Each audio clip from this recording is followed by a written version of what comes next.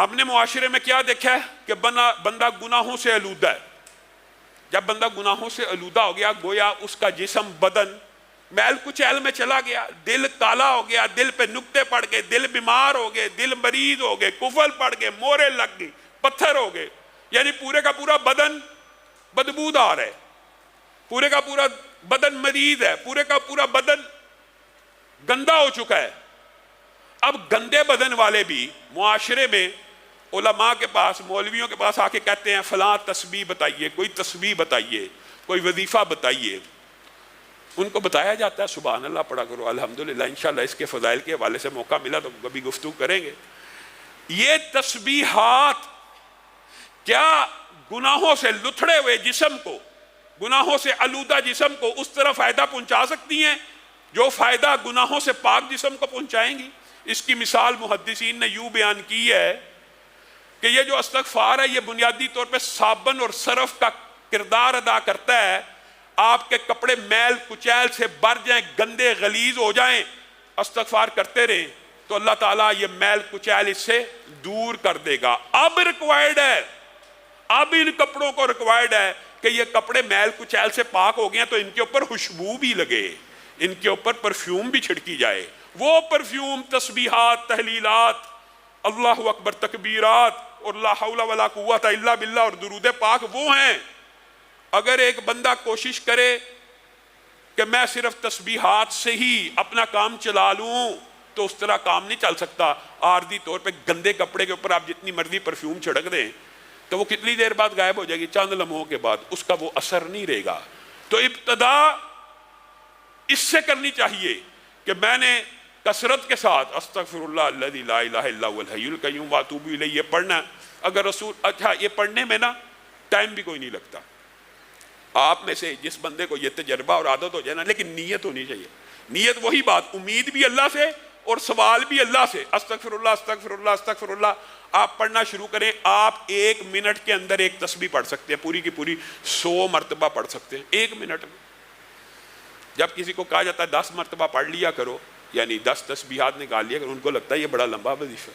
لیکن اگر آپ یہ کر کے دیکھیں گے, آزمائیں گے, تو پھر آپ کی زندگی کے اندر حالات بھی بدلنا شروع ہو جائیں گے. اور عبداللہ ابن عباس کی حدیث اور قرآن کی اس آیت کے مطابق اللہ تعالیٰ پہلی بات آپ کو گناہوں سے پاک کرے گا, پھر آپ کو مال دے گا, پھر آپ کو اولاد دے گا, پھر آپ کو رہائش گاہیں دے گا جن میں بڑے بڑے باغات ہوں گے. پھر ان باغات کو بھی اللہ خود ڈیکوریٹ کر کے دے گا. یعنی آپ کے پاس ایسے وسائل اسباب پیدا ہو جائیں گے کہ آپ ڈیکوریٹ کر سکیں, یا آپ کی کھیتیاں ہوں گی, آپ کے باغات ہوں گے جن پہ وافر پھل آئے گا. یعنی ہر طرف سے رزق کی بارش کہاں سے آئے گی؟ اس استغفار سے آئے گی.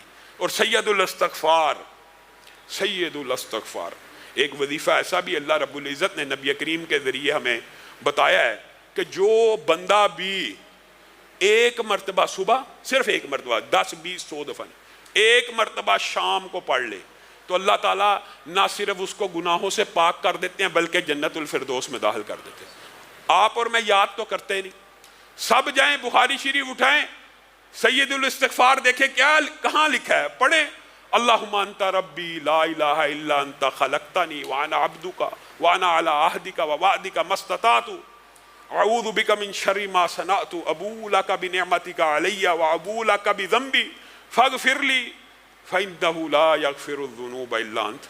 یہ یاد کرنا مشکل نہیں ہے. بعض روایات میں لفظ ابو لک بذنبی اور بعض میں ابو بذنبی, دونوں میں کوئی فرق نہیں ہے.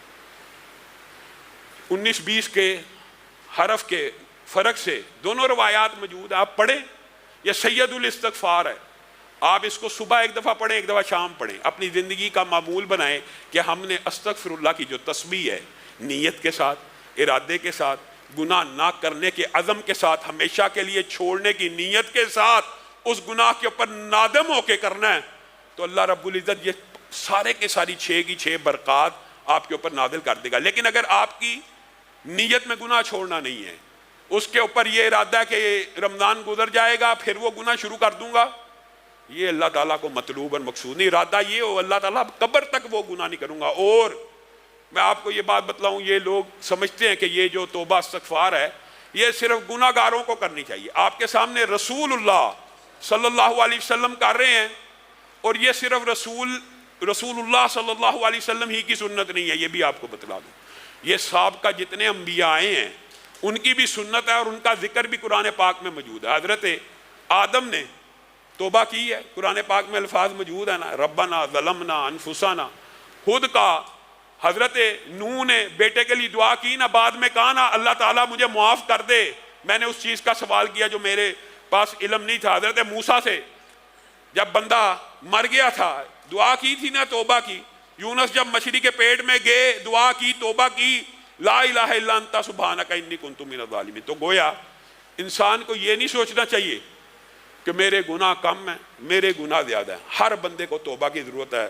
اللہ رب العزت کی بارگاہ میں آگے ہم بھی توبہ کرتے ہیں، اے اللہ ہم سب کے گناہوں کو معاف فرما، اے اللہ ظاہری گناہوں کو معاف فرما، اے اللہ باطنی گناہوں کو معاف فرما، اے اللہ ہر چھوٹی خطا کو معاف فرما، اے اللہ ہر بڑی خطا کو معاف فرما، اے اللہ آنکھوں کی خیانتوں کو معاف فرما، اے اللہ زبان کی لرزشوں کو معاف فرما، اے اللہ سر سے پاؤں تک ہر گناہ کو معاف فرما، اے اللہ جتنے گناہ کیے ہیں سب کو معاف فرما، یا اللہ پیدائش سے لے کے آج تک جتنے گناہ ہیں نافرمانیوں کے وہ بھی معاف فرما، یا اللہ جن کی حق تلفی کی ہے وہ بھی معاف فرما، یا اللہ جن کے حق دینے والے ہیں ان کے حق دینے کی توفیق عنایت فرما، یا اللہ جنہوں نے ہمارے حق دینے ہیں ان کو بھی ادا کرنے کی توفیق عنایت فرما، یا اللہ ہم سب کے گناہوں کو معاف فرما، یا اللہ ایک ایک پائی اتارنے کی توفیق نصیب فرما، یا اللہ جو مشکلات کا بائی شکار ہیں ہر روز کہتے ہیں دعا کریں، یا اللہ ان کی مشکلات کو دور فرما، یا اللہ ان کی مشکلات کو دور فرما، یا اللہ جن کے پیسے پھنسے میں ان کے پیسوں کو،